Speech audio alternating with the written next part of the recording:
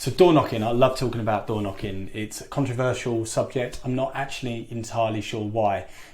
So I hear people say you should do it. I hear people say you shouldn't do it. But there doesn't seem to be much debate over whether or not it works. So in my view, it works. I've made loads of money out of knocking on people's doors, introducing myself and selling their house. Is it an inconvenience for the owner?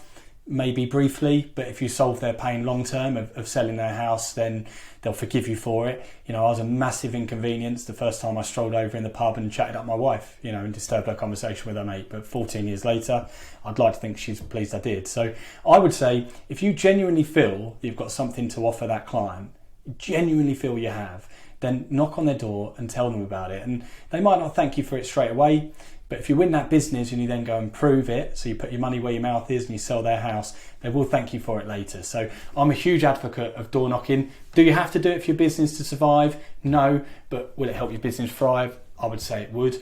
Some strategies around door knocking. I'll talk about the actual approach on the door in another video, but I would say don't overly burden yourself with it. I know that people get super motivated when they first start their new business and they want to go, and if they are going to do door knocking, they tend to set a day aside and try and knock on 50 doors and have 50 conversations. I think you burn out doing that, so I wouldn't recommend it. For me, make it like a micro habit. So if I was going to implement it in a branch, I'd have everybody in that branch knock on between 3 and 5 doors a day. There's no reason why you can't fit that in every day, and therefore it's more likely to become a habit. So that's how I'd go about doing it. I'd set it as like a little micro task that you do every day.